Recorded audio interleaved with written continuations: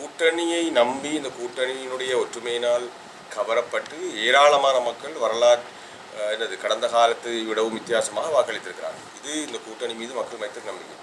ஆனால் நல்லாட்சிக்கான தேசிய முன்னணி நிறுத்திய வேட்பாளருக்கு எத்தனை வாக்காளர்கள் வாக்களித்தார்கள் என்று பார்க்கிற போது அதுவும் குறிப்பிட்டு சொல்ல அளவு வாக்களித்திருக்கார். என்னால் இன்று இந்த நிமிஷம் வரையில் அதை துல்லியமாக கல்குடா பிரதேசத்திலிருந்து ராவூர் பிரதேசத்திலிருந்து எத்தனை பேர் வாக்களித்தார் என்ற கணக்கை இன்று நாளை தான் எங்களால் பெற்றுக்கொள்ள முடியும். ஆனால் எங்களுக்கு கிடைக்கிற தகவலின்படி அங்கும் நாங்கள் மிக குறைந்த பிரச்சாரங்களோடு திருப்திப்படக்கூடிய மக்கள் வாக்களித்திருக்கிறார்கள். அந்த வகையில் நாங்கள் நல்லாட்சிக்கான தேசிய முன்னணி பார்க்கிறோம். எங்களுடைய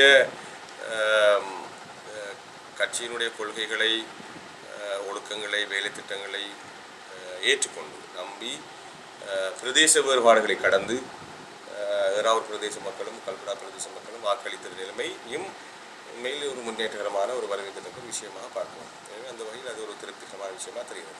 இங்கே மௌலானா அவர்கள் பெற்றுக்கொண்ட விருப்பு வாக்கு தொகையை போல அதை விட மிஞ்சிய ஒன்றை பெற்றுக்கொள்ள முடியவில்லை என்பது மாத்திரம் அளவுகோல் அல்ல. கணிசமான மக்கள் வாக்களித்திருக்கிறார்கள் என்பது இங்கே பார்க்கப்படக்கூடிய ஒரு அளவுகோலாகும். எனவே நாங்கள் அந்த திருப்திப்படக்கூடிய ஒரு அடைவை கண்டிருக்கிறோம் சொல்ல முடியும். என்னோட நல்லாட்சிக்கான தேசிய முன்னணி சகோதரர் தெரிவு செய்யப்பட்டிருக்கிற வேட்பாளர் அலிசாயர் மௌலானாவை விட தங்களுடைய விருப்பு வாக்கள் மூலம் பாராளுமன்றம் செல்லலாம் என்ற ஒரு நம்பிக்கையுடன் நீங்கள் வேலை செய்தீர்களா?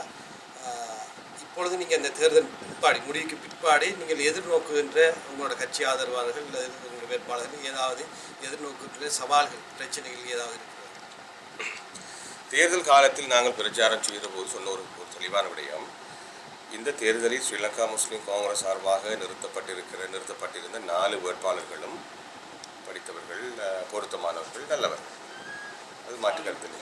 இந்த நல்லவர்களிலிருந்து மிக நல்லவர்களை தெரிவு செய்ய வேண்டும் மக்கள், ஏனென்றால் ஒருவர் தான் தெரிவு செய்யப்படுவார் என்ற கோரிக்கையை மக்கள் முன்வைத்தனர். அந்த வகையில் நல்லாட்சிக்காக உழைக்கிற கடந்த கால அர்ப்பணத்தையும் அனுபவத்தையும் அந்த உறுதிப்பாட்டையும் கொண்ட ஒரு பிரதிநிதியை நாங்கள் நிறுத்தினோம் என்கிற அடிப்படையில் எங்களுடைய பிரதிநிதி எதிர்கால நல்லாட்சி உழைப்புக்கு மிகச்சிறந்த பிரதிநிதியாக அளிப்பார் என்கிறது எங்களுடைய எதிர்பார்ப்பு.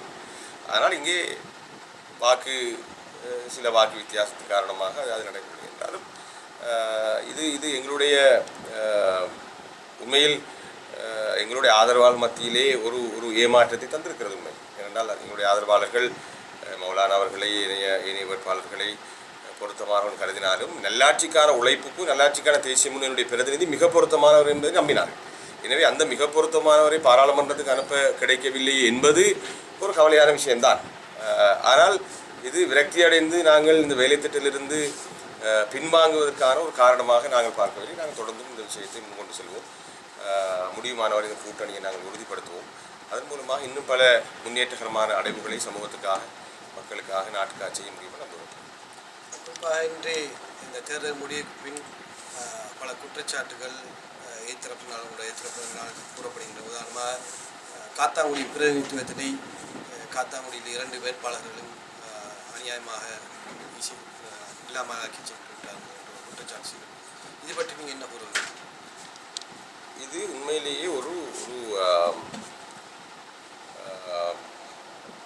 அறிவுபூர்வமான குற்றச்சாட்டோ விமர்சனமோ அல்ல. ஆழமாக பார்க்கிற போது அதில் அறிவுபூர்வமான வாதம் எதுவும் இல்லை. இங்கே நல்லாட்சிக்கான தேசிய முன்னணி ஸ்ரீலங்கா முஸ்லீம் காங்கிரஸ் சார்பாக 2 வேட்பாளர் நிறுத்தப்பட்டிருந்தாங்க. வெற்றிலை கட்சியிலே சௌரிஸ்புல்லா நிறுத்தப்பட்டிருந்தாங்க. இந்த 3 வேட்பாளர்களும் ஒரே தரத்தில் இருந்தவர்கள் என்றால் அநியாயமாக ஒருவர் தோற்கடித்து விட்டோம்னு சொல்லலாம்.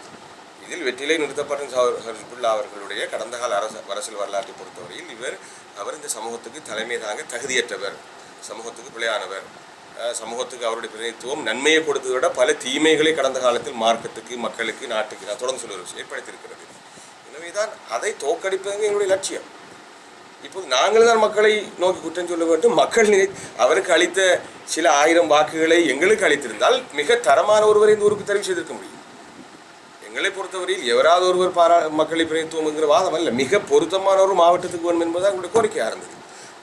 அதற்கான சந்தர்ப்பத்தை தாராளமாக இந்த மக்களுக்கு நான் கொடுத்தோம். ஆனால் ஏதோ காரணங்களுக்காக இன்னமுமே நல்லாட்சி விழுமியங்களுடைய நல்லாட்சி அரசியலுடைய ஒழுக்கத்தினுடைய பெருமதியை புரிந்து கொள்ள முடியாத மக்கள் இன்னமும் அவருடைய வளமையான பொய், பித்தலாட்டம், பகட்டு அரசியலை நம்பி தங்கள் வாக்குகளை வீணாக்கியிருக்கிறார். அந்த மக்களை நோக்கி தான் நாங்கள் குற்றம் சுமத்த வேண்டுமே தவிர ஊருக்கு.